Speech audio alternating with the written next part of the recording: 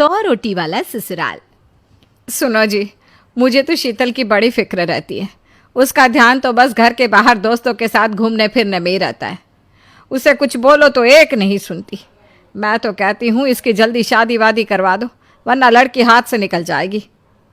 तुमसे ज़्यादा चिंता है मुझे शीतल की शादी की। कल ही वो रामपुर वाले मौसा जी को फ़ोन भी किया था। बता रहे थे एक लड़का है नज़र में। उनका अपना घर है और लड़का भी अच्छा है। अरे तो फिर बस बात चलाओ ना, एक बार देखे तो सही लड़का और घर बार कैसा है। कौन से लड़की की बात चल रही है यहाँ? तुम्हारी शादी की बात चल रही है बेटी। अब तुम्हारी शादी की उम्र हो रही है तो लड़का तो देखना पड़ेगा ना। उफ़ो, मुझे अभी नहीं करनी शादी वादी। ये तो मेरे खेलने कूदने के दिन है। बहुत खेल कूद ली तुम। अब घर के काम धाम सीखने की कोशिश करो, समझी? ससुराल जाकर हमारी नाक मत कटवा देना।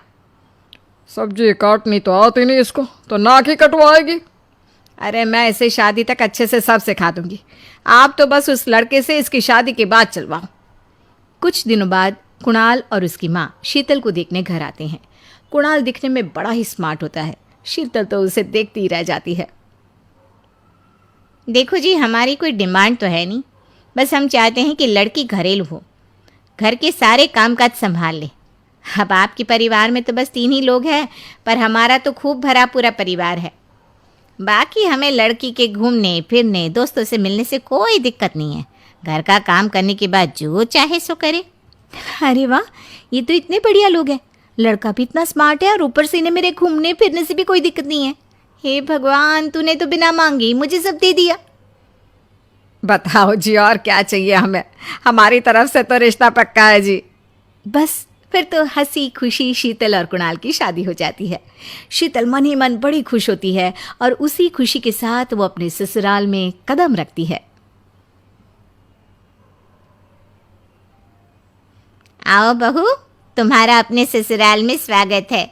ये मिलो अपने परिवार से। ये तुम्हारे ससुर जी, तुम्हारी ननद सुनीता और गीता, सुनीता के पति राजेश और उनके 2 बच्चे राजू और चिंटू। ये ना हमारे साथ यहीं रहते हैं।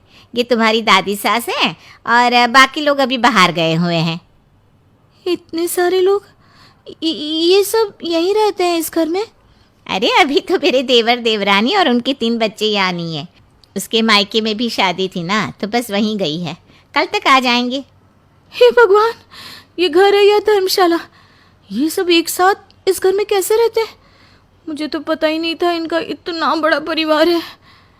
अब समझी कि कोई डिमांड क्यों नहीं की इन्होंने। ये सब चाल चले मेरे साथ।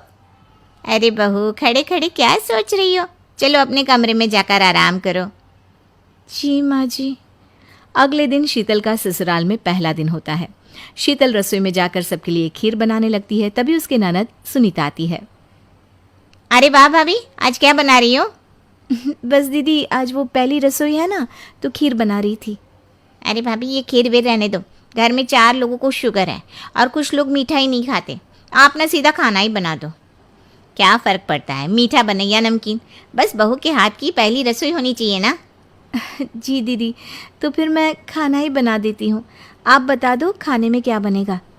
बस सिंपल सी कोई सब्जी बना दो, जैसे आलू गोभी या आलू मटर, और उसके साथ रोटियां सेक दो। हमारे परिवार में अब तुम्हें मिलाकर पूरे 20 लोग हो गए हैं। 15 बड़े और 5 बच्चे। बड़ों की 6 और बच्चों की 2 के हिसाब से रोटी बना देना। चलो मैं चलती हूँ, सब देख लेना। हाँ, बड़ों की 6 रोटी मतलब कि 15 लोगों की 90 रोटियाँ, और बच्चों की 2 रोटी मतलब 5 बच्चों की 10 रोटियाँ। 90 और 10 मतलब कुल मिलाकर 100 रोटियाँ। हाय, मैं तो मर गई। 100 रोटी अकेले कैसे बनाऊंगी? माँ, ये तुमने मेरी शादी कहाँ कर दी? शादी से पहले तो मैंने कभी 4 रोटी से ज़्यादा नहीं बनाई। शीतल एक बड़ी सी परात में 100 लोगों के हिसाब से आटा निकालती है और उसे गूंथना शुरू करती है। आटा गूंथते गूंथते शीतल के पसीने छूट जाते हैं। उसके बाद बारी आती है रोटी बनाने की। शीतल एक एक करके रोटी बनाना शुरू करती है और 10 रोटी बनाते ही अपनी कमर पकड़ लेती है। हाय, मैं मर गई। मेरी कमर टूट गई खड़े खड़े, और ऊपर से इतनी गर्मी। मैं 100 रोटियां कैसे बनाऊंगी? अरे भाभी, सब बाहर रोटियों का इंतजार कर रहे हैं। ज़रा जल्दी जल्दी रोटी सेक दो।